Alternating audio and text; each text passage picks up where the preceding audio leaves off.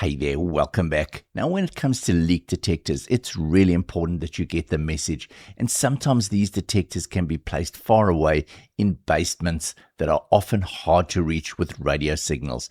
So today we're having a look at the Mocrio system, which works on the LoRa frequency, giving you a much further range. So let's see how it works.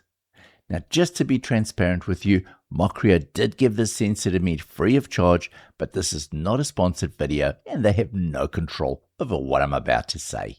The hub itself is made of plastic and has a lightweight feeling. On this side over here, we've got a night light that can be used to light up your hallway in the evenings. And then we have a little indicator light here, which is a color RGB. On the side, we have a small button, and then on the underside, it's been supplied to me with a US plug. Power management is anywhere from 100 volts right up to 240 volts. The leak sensor itself, as you can see, it has 2 pins on the top, so it can detect leaks dripping down onto this device. We also have a press button over here for pairing it. On the underside, we have 4 more sensors that can be used for picking up leaks underneath of the device. In order to replace the batteries, you just need to remove these rubber feet, remove the 4 screws, and you can replace the batteries. Now, Mocrio has assured me that this is operating on the New Zealand LoRa frequency, which is 915 megahertz. So first of all, I'm going to open up the Mocrio app and press the plus button to add my hub first. So I've got the Hub 6 Pro, so I'm going to select that and continue. So I'm going to select the BLE and LoRa Hub H6 Pro.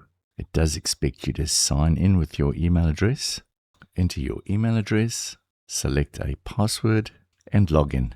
So there we can see that our Mocrio is connected. Next, we're going to add the sensor. We're going to need to scan the QR code on the back of the leak sensor. Press next, press the button, ensure that the red light is flashing. So it's found the hub and we're going to save it. And we'll put this in the kitchen. Give it a name. I'll leave it as LoRa water leak sensor. So it seems as if we can add a SMS, but there would be a charge for that. So I'm going to leave that for now. And it's complete. So now I'm going to test the sensor by putting some water on it. As you can hear, we're getting a loud beep there. So I really wanted to test the distance possibilities of this device. So I walked away from my home and I managed to get about 80 meters away and still get it connecting. These are far from ideal conditions. My house is a brick house, so masonry, and it's going through the walls and all the way down the street. By no means a line of sight connection, and I was able to achieve up to 80 meters.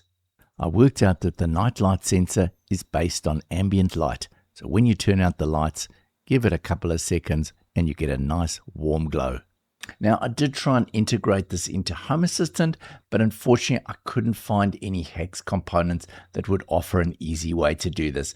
Someone did have something around scraping, but this was a little bit above the area of my expertise. So overall, if you're looking for a leak sensor that is going to work over a long distance or in hard reach to areas of your home, I think this is a great option. Hope you've enjoyed this video. If you have, please like and subscribe, and I'll see you in the next one. Bye for now.